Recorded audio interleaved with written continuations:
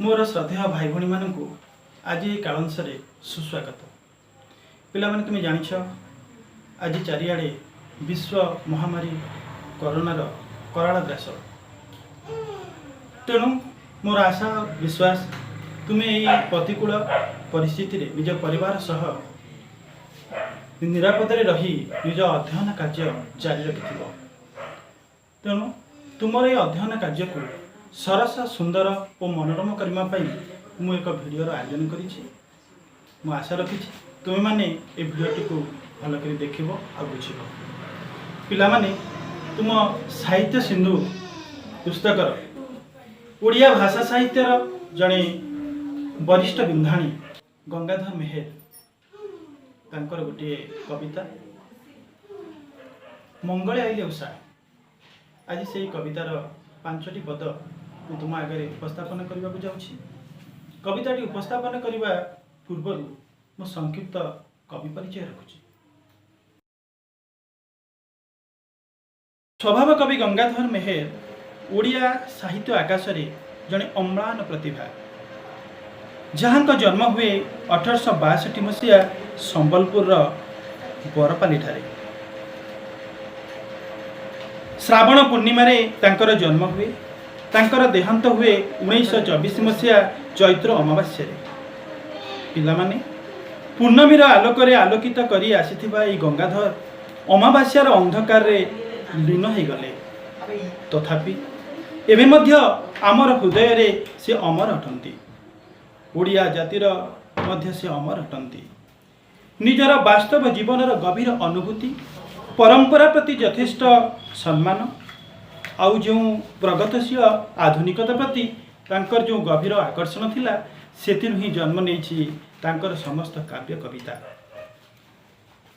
प्रकृति को जीवंत भाव में रूपायित करिथिबा सेही प्रकृति कवि स्वाभिमानी कवि मानसरु झरी आसीछि तपस्विनी, प्रणय बल्लरी, इंदुमती प्रभृति काव्य तथा अर्घ्य थाली, कविता कोल्हल प्रभृति क्षुद्र कविता संकलन, जहाँ तांकर अम्लान प्रतिभार स्मारकी रूपे अद्यापि जनमानस हेउछि। पिला माने आज आमे पढ़िबा स्वभाव कवि गंगाधर मेहेरंकर कविता मंगले आइले उषा।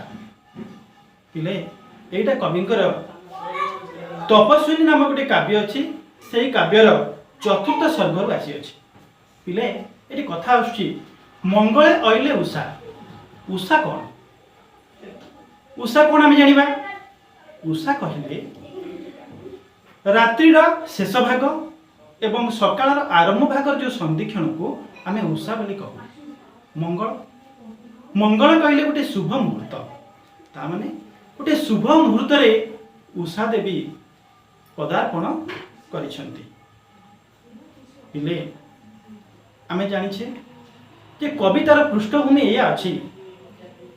पुरुषोत्तम प्रभु रामचंद्र जितेबाला 14 वर्ष वनवास कले, जते वनवास फेरिले, रावण को बध कर सारी जिते वनवास फेरिले, अयोध्या राज्याभिषेक है। किछि दिन खुशी रे से राज्य शासन परिचालना कले। प्रभु रामचंद्र उद्बोधन कले जे तांको राज्यर किछि आदिवासी माता सीता को संदेह चक्षुरे देखुचंते। तेणु रामचंद्र थिले प्रजानुरंजक, प्रजा मानक खुशी पाई से सर्वस्व त्याग करिया पाई रेडी थिले। से कौन कले? निजर पत्नी को परित्याग करथिले। अंतसत्ता अवस्था थिबा माता जानकी ताकू नहीं वाल्मीकि आश्रम पाखरे छाड़ी दे आसिले। जेतेबेले वाल्मीकि आश्रम पाखरे माता सीता रहथिले, से समय रे से वाल्मीकि आश्रम सकल परिवेश माता सीता को स्वागत जनाइछि। उषा देवी स्वयं माता सीता को स्वागत जनाइछन्ते। तेणु चिंता कर कवि गंगाधर मेहेर केते सुंदर भाव में गोटे प्राकृतिक परिवेश को मानवीय रूप प्रदान करिसेंती। तेबे आस कविताटी बर्तमान आरंभ करिबा। ମଙ୍ଗଳେ ଅଇଲା ଉଷା ବିକଚରା ଜୀବ ଦୃଶା जानकी दर्शन तृषा हृदये बही कर पल्लवे निहार मुक्ता धरी उपहार सतींक बास बाहार प्रांगणे रही कळ कंठ कंठे कहिला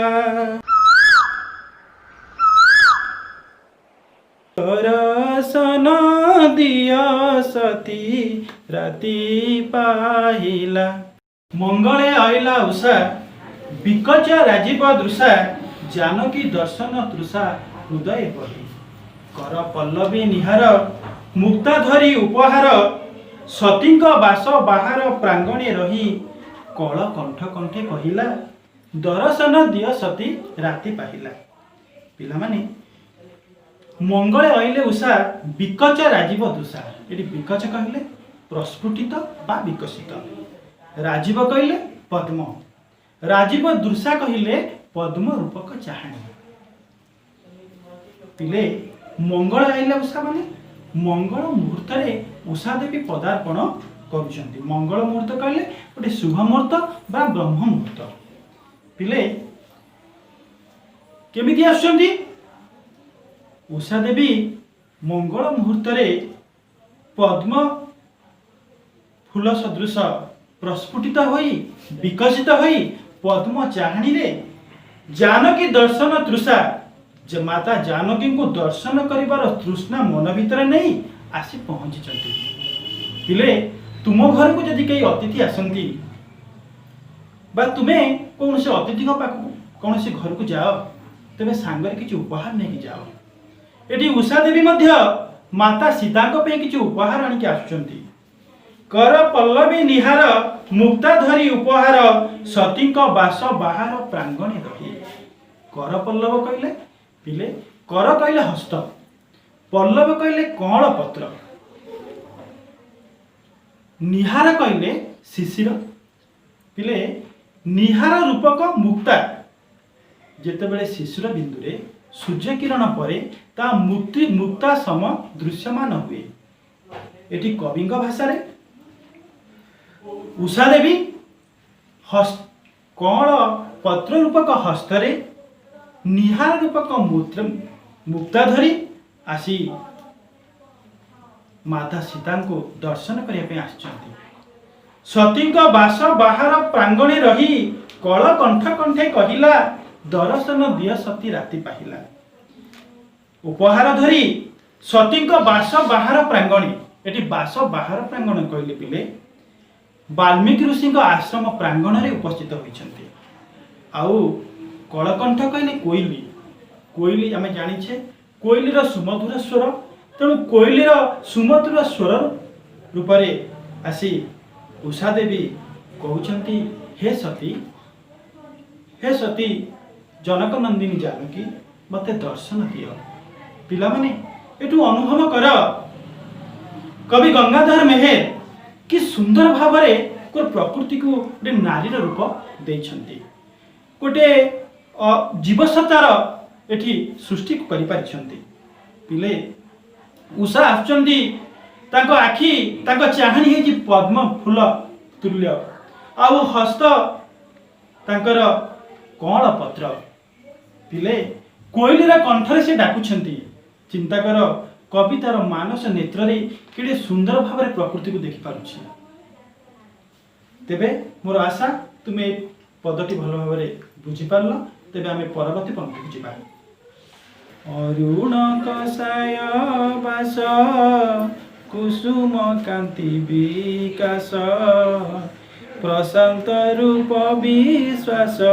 दियंती मने केउ जोगेश्वरी आसी मधुर भाषे आश्वासी डाकुछन्ति दुख राशि उपशमने देवा पाई नव जीवन स्वर्ग की ओलाई छन्ति मत्य भुवन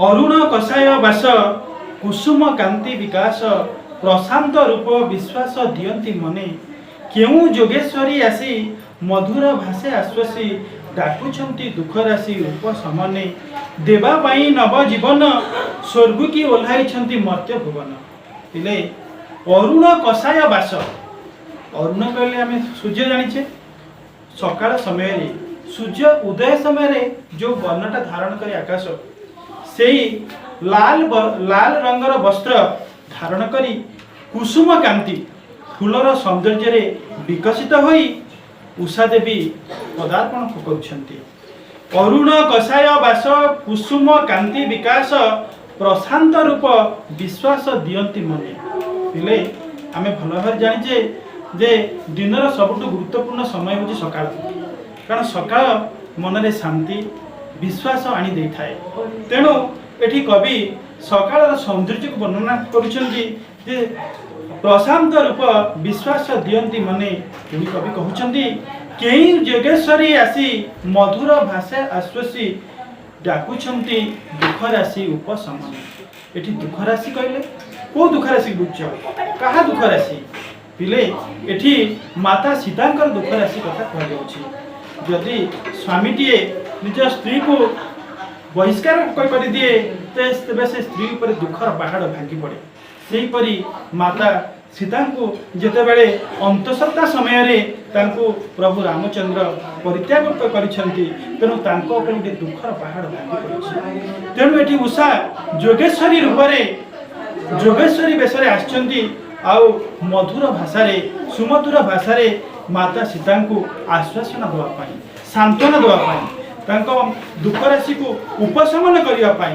तांको गोटे नवजीवन देवा पाई आसी उषा देवी उपस्थित होइछंती कवि कहउछंती केउ जोगेश्वरी आसी मधुर भाषे आश्वसी डाकुछंती दुख राशि उपशमने देवा पाई नवजीवन स्वर्ग की ओह्लाइछंती मर्त्य भुवन एठी कवि कहउछंती केउ जोगेश्वरी आसी पहुंची माता सीतांकर दुख राशि को उपशमन करने गोटे नवजीवन देवाई स्वर्ग ओह्लाई आसी कविंकर वर्णना बेस हृदयस्पर्शी होइछि तेबे आमे परवर्ती पंक्ति जिबा समीर संगीत गाए भ्रमर वीणा बजाए सुरभि नर्तने थाए उषा निर्देशे कुंभाटुआ होई भाट आरंभिला स्तव पाठ कलिंग इला पाट मागध बेसे ललित मधुर कहिला उठ सती राजराणी राति पाहिला समीर संगीत गाए भ्रमर वीणा बजाए सुरभि नर्तने थाए उषा निर्देशे कुंभाटुआ होई भाट आरंभिला स्तव पाठ कलिंग आइला पाट मागध बेसे ललित मधुरे कहिला उठ सती राजराणी राति पाहिला पिला माने एठी देखो कवि गंगाधर मेहेर माता सीता को स्वागत करने कि सुंदर आयोजन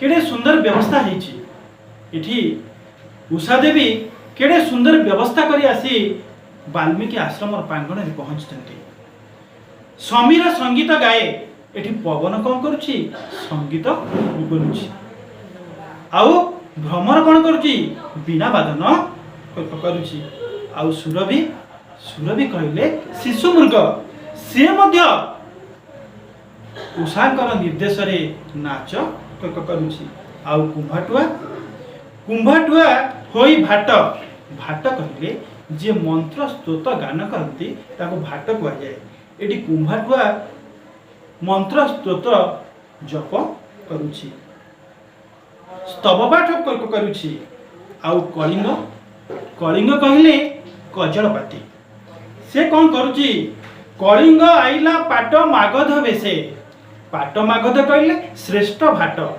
एठी कलिंग बा कजलपाती श्रेष्ठ भाट होई आसी पहुँची। आउ कौन कहूची पहुँची ललित मधुरे कहिला सुमधुर कंठस्वर रे कहूची उठ सती राज्य रानी राति पाहिला। हे सती हे राज्य रानी हे अयोध्यार राजबधू राति पाहिला शଯ୍ୟା त्याग कर। चिंता कर पिला माने केड़े सुंदर व्यवस्था करी उषा देवी आसी पहुँची वाल्मीकि आश्रम पाखरे। एटी पवन बोलुची संगीत भ्रमर बीणा वादन करुछि आउ शिशु मृग माने उषा देवी निर्देश रे नृत्य करुछंती। कुंभटुआ भाट होइकी स्तव पाठ करुछि आउ कजलपाती श्रेष्ठ मागध श्रेष्ठ भाट होई आसी सुमधुर कंठरे माँ जानकी को डाकुछि हे राजराणी हे अयोध्यार राजवधू राति पाहि आसिलानी शଯ୍ୟା त्याग कर। चिंता कल गोटे को प्रकार गोटे प्राकृतिक परिवेश रे केमिति मानवीय लीला खेला चली। कवि भाषा रे प्रकृति से क्रियाशील हो जाउछि। प्रकृति निज निज कार्य करिबार लागिछि। माता सीता को उठेया उषा देवी प्रकृति को क्रियाशील कर देइछंती।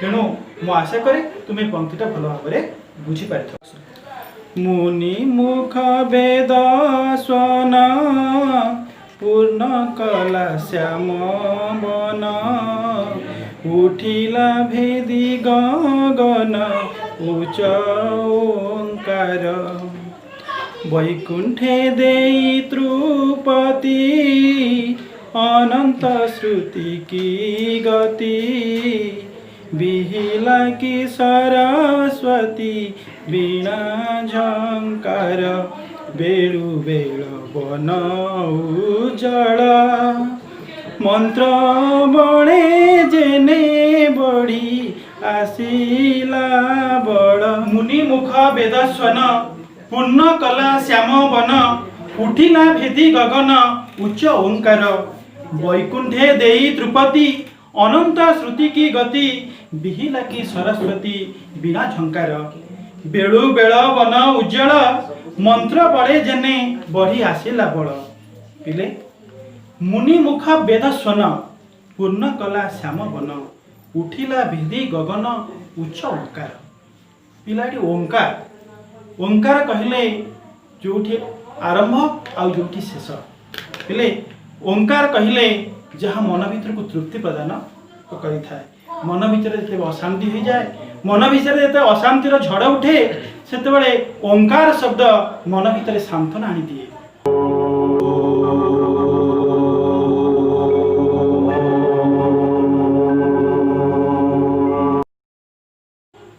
पिला माने तुम्हें जते बेले निजर समय पाइब फांका समय पाइब एमती ओंकार ध्वनि कले तुम मन शांत हब आ पवित्र हब।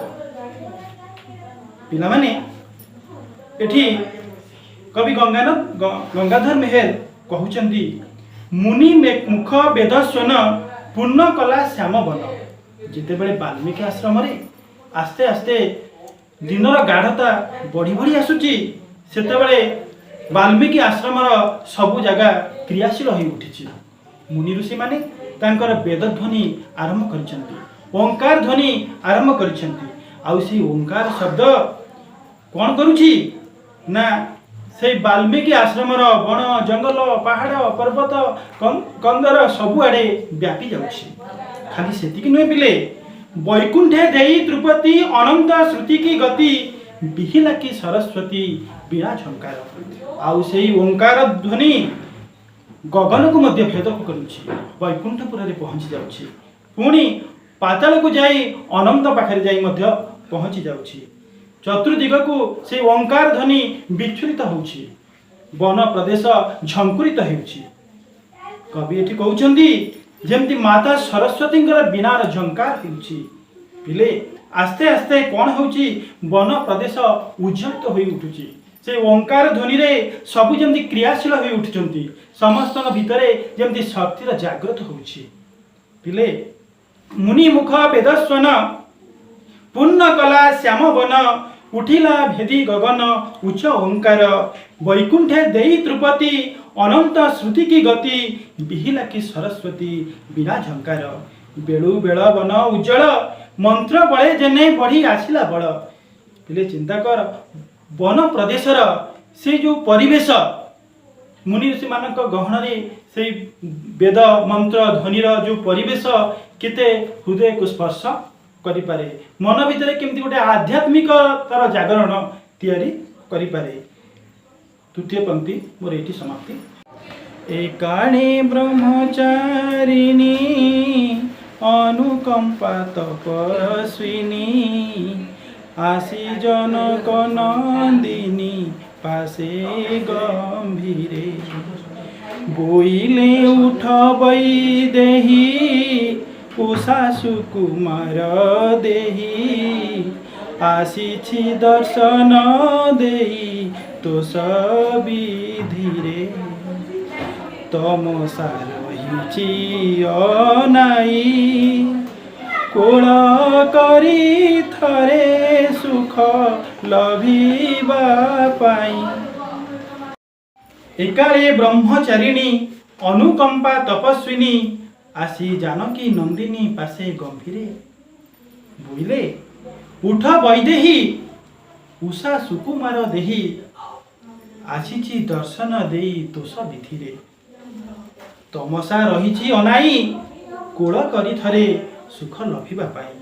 पिले प्रभात समय वाल्मीकि आश्रमर जड़े वयोज्येष्ठ मुनिकन्या तपस्विनी अनुकंपा आसी जानकी नंदिनी जनक नंदिनी जानकी पाखरे पहुँची आउ धीर स्थिर तरबरिया न होई धीर स्थिर भाव गंभीर स्वर जानकी पाखरे आसी कहउछंती हे वैदेही। पिलेटी वैदेही कहले सीता देवी को वैदेही कहउछि कारण से विदेह देशर राजकन्या तेणु ताकू वैदेही कहउछि। हे वैदेही उषा सुकुमार देही आसीछि उषा देवी आसीछंती तांकू दर्शन देई तोष कर बा प्रसन्न कर